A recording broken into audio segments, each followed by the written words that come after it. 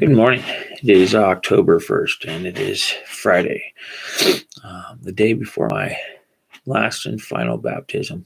Um, and I am excited this morning. This morning turned into a topic that I am, um, I sit there and think, this topic of dying to self, and then, the description that I typed up, I'm throwing myself out there and committing to God and following Him. And it's funny because, there's testing that comes with commitment. God He doesn't do it to mess with us or to challenge us. He does it to strengthen us and to give us a testimony to share with others. and I sit here and I'm going through this life of surrender and basically, I feel like I've surrendered and pick up my cross daily and follow God and, follow Jesus. And, the heart of all of my stuff is, if I lose it, then it's His. If I gain it, then it's His, and, I am not perfect in this process. And I'm far from being there. But and a big part of getting there is going through testing.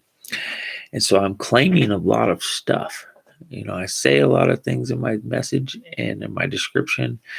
And I just sit there and think, I'm like, man, I'm really, it's like praying for peace.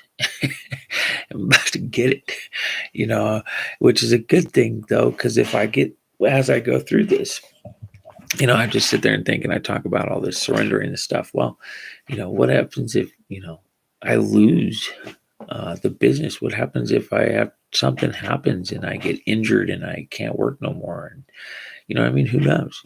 Like, how am I going to get tested to show that I'm surrendering all my stuff? You know what I mean? Like, I have this, and it's a testing for myself, because I feel like I do. I feel like it's up on the table, and I feel like I've given it to God, and it's a transformation in my heart. But also, a big part of, I know that God knows my heart, but I think there's a process of testing that produces steadfastness, faith, trust, and produces the testimony for others to see, because it's not just about my life. It's not just about my heart. If I'm a true sacrifice to God, then I'm supposed to be an example and be there for others to want to come to Him. And if I can say that I surrender all this stuff and then have a life that is exempt, that is showing this, and that it is possible, then it is worth the sacrifice, that Jesus is worthy of all this, through an example. Like, I'm all in, you know what I mean? Like, it's not going to be easy, but it's not about it. It's not going to be hard. It's going to be, and it sounds crazy, but God is giving me this peace through these things. And if I was depending on myself to get through these tests, then I would fail. But he is doing it in a process to where He will strengthen me, He will guide me, He will be with me, and I'm going to need to depend on Him wholeheartedly to lead me through whatever He's got coming. If it's a big test, then I need Him. If it's a small test, I need Him. And I have to daily pick up this cross and surrender to Him. And today, I surrender my time. I surrender my morning. I surrender my voice. I surrender my heart. And I make these recordings. That's a very small surrender. Running late. It's 7:30. I should have already left. But today's was important. I don't get to work until late. It seems like it's crazy because I've surrendered my mornings to God and to His purpose of sharing Him in a way. So I want to read some stuff real quick. Actually, I'm going to read I want to read the verse. So it is in, the one I picked is in Matthew 16:24. Then Jesus said to his disciples, "If anyone desires to come after me, let him deny himself and take up his cross and follow me. For whoever desires to save his life will lose it, but whoever loses his life for my sake will find it. For what profit is it a man to gain the whole world and lose his own soul?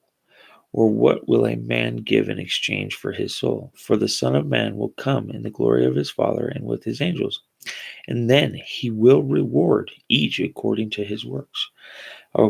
Assuredly I say to you, there are some standing here who shall not taste death until they see the Son of Man coming in his kingdom." All right. There's a lot of verse. There's a lot of stuff in that. Then I want to read this. This is a little study that I printed off.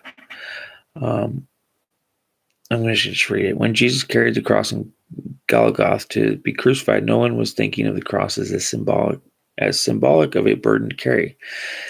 To a person in the first century, the cross meant one thing and one thing only: death by the most painful and humiliating means human beings could develop. 2,000 years later, and I always find this funny because Jesus was talking about picking up your cross before he ever even died on the cross. 2,000 years later, Christians view the cross as a cherished symbol of atonement, forgiveness, grace, and love. But in Jesus' day, the cross represented nothing but torturous death, because the Romans forced convicted criminals to carry their own crosses to the place of crucifixion. Bearing a cross meant carrying their own execution device while facing ridicule along the way.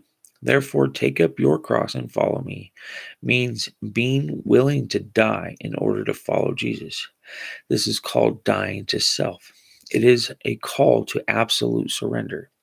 After each time Jesus commanded cross bearing, he said, "For whoever wants to save his life will lose it, but whoever loses his life for me will save it. What good is it for a man to gain the whole world and yet lose or forfeit his very self?"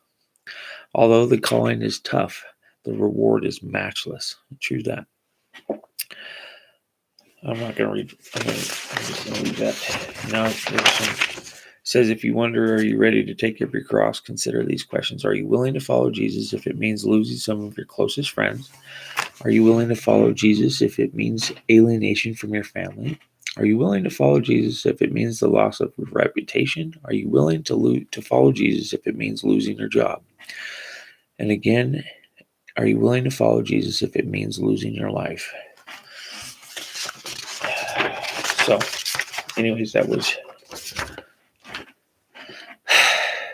is today's topic, and I'm imagining that testing will come, and I'm not ready, but because of Jesus and because of my relationship and my daily surrender to Him, He will carry me through, and He will use my life, and He will. Everything is in His hands, and I do not fear. I do not worry. I just trust Him, and I speak boldly about these changes, and I testify to what He's doing, because He is encouraging me, strengthening me, leading me, and I trust Him with my life. And if He takes my job, if He takes my truck, if He takes my computer, if He takes whatever, or if it is taken, and He allows it to happen, then so be it. He will lead me to the next step. This is a hard thing, but it's really not. It's actually easier, because you don't have to be responsible, or not responsible. You don't have to be the one to make things happen. You can just trust that He's making things happen. So it's a paradox. It's crazy. I'm brand new. I'm trying to figure it out and share it. So have a good day.